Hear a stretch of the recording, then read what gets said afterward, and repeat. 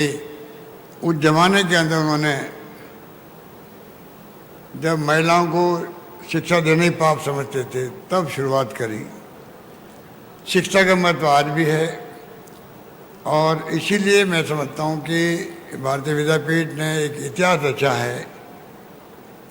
लंबे अरसे के बाद में उनको यूजीसी से रिकॉग्निशन मिला हो, चाहे वो डीम्ड यूनिवर्सिटी बनी हो, तो आज देश और दुनिया में उसका नाम है। ऐसे प्रांगण में आना मुझे सुकून मिलता, खुद को भी सुकून मिलता है। और मैं समझता हूँ कि ये हम सब का कर्तव्य है कि शिक्षा पे जितना जोर दे सकते देना चाहिए। राजस्थान में भी पहले हमारे वहाँ प्राइवेट सेक्टर नहीं था, सिर्फ सरकारी स्कूल कॉलेज खोल सकते थे। 25 साल पहले जब मैं मुख्यमंत्री बना पहली बार, तब मैंने देखा महाराष्ट्र के अंदर, पुणे के अंदर, कर्नाटक में, चेन्नई में, सब जगह प्राइवेट संस्थान के मैंने प्रांगण में देखा है। मैं भारतीय विद्यापीठ में ही मैं उस वक्त आया था, मुझे कोई जानता नहीं था वहाँ उस वक्त, पर मैंने देखा कि बहुत शानदार कैंपस उस जमाने के अंदर बना था ये। और एक दो संस्थान मुझे और देखने के पसंद था। पाटिल साहब का संस्थान मैंने देखा सांगली के अंदर। मैं देखा प्राइवेट कॉलेजेस भी, इंजीनियरिंग हो या अन्य हो, वो भी मैं समझता हूँ कि क्वालिटी शिक्षा देने में पीछे नहीं है। ये मैंने अनुभव किया।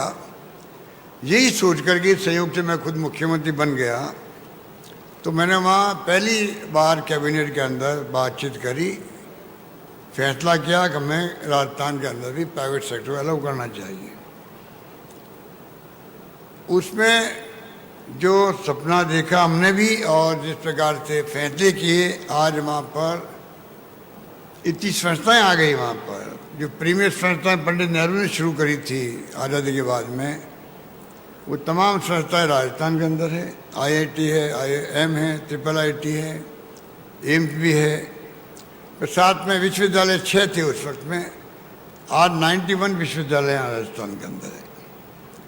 इसी प्रकार से कृषि विश्वविद्यालय हो, टेक्निकल यूनिवर्सिटी हो, स्पोर्ट्स यूनिवर्सिटी हो, जर्नलिज्म की यूनिवर्सिटी हो, लॉ यूनिवर्सिटी हो, आयुर्वेद की, हर क्षेत्र में हमने प्रयास किया है। एविएशन यूनिवर्सिटी भी इस बार मैंने बजट में घोषणा करी है। तो तमाम तरह के वहाँ पर हमने यूनिवर्सिटी खड़ी की। वहाँ हमारी रिफाइनरी बन रही है, तो पेट्रो केमिकल कॉम्प्लेक्स के साथ में, तो उसके आधार पर यूनिवर्सिटी चले, वो भी हमने काम शुरू किया। और नवाचार भी किया हमने। गाँव के अंदर आपको जाने खुशी होगी, अंग्रेजी की स्कूलें खोली हमने पहली बार। वैसे मैं अंग्रेजी के खिलाफ था बचपन के अंदर खुद भी, अंग्रेजी क्या काम आएगी।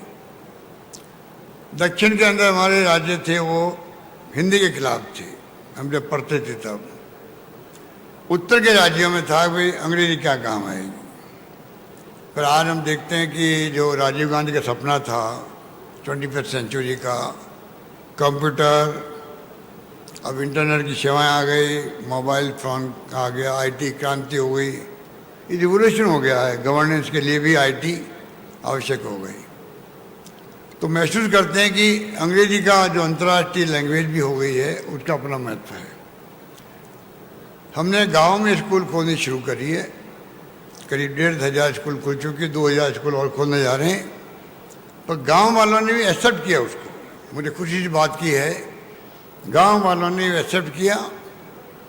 और इतनी भीड़ पड़ रही बच्चों की कि लॉटरी खोलनी पड़ रही है एडमिशन के लिए वहाँ पर। तो आप सोच सकते हैं 5 साल, 10 साल, 15 साल के बाद में राजस्थान के बच्चे जो है फराटे वाली अंग्रेजी बोलेंगे, उनको चांसेस मिलेंगे राजस्थान के बाहर जाने के भी।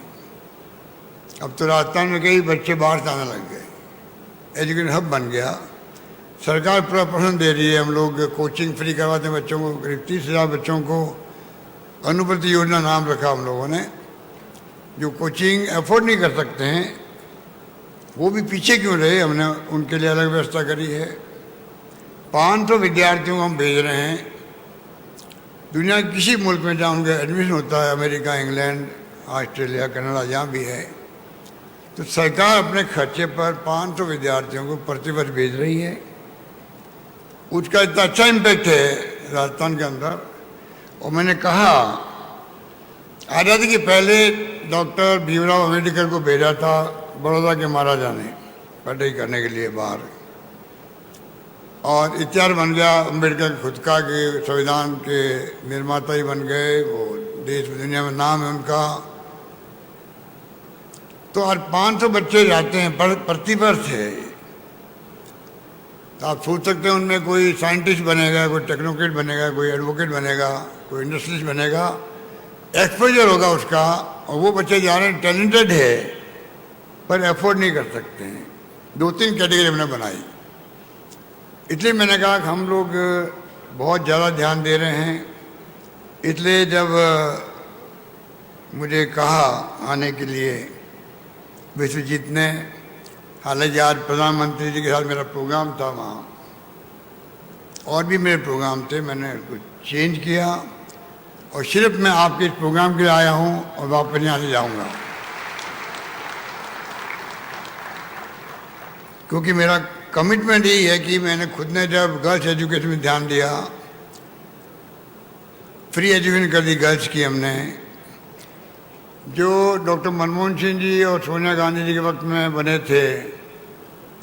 4 पार्लियामेंट्री कानून बने थे नरेगा के साथ में, RTI, राइट टू एजुकेशन, और फूड सिक्योरिटी एक्ट। तो RTI के अंदर 8th तक का प्रोविजन है पढ़ाई कराने का प्राइवेट स्कूल के अंदर। हमने भी सरकार में फैसला किया कि 12th तक हम लोग फीस देंगे प्राइवेट बच्चों की। टैलेंटेड बच्चे होंगे तो उनको पूरा पढ़ाई का खर्च सरकार देगी। कहने का मतलब ये कि हमारी खुद की प्रायोरिटी बहुत बड़ी हो गई है। आपकी जानकारी में कहना चाहूँगा कि 70 साल में करीब 250 कॉलेज खुले राजस्थान के अंदर,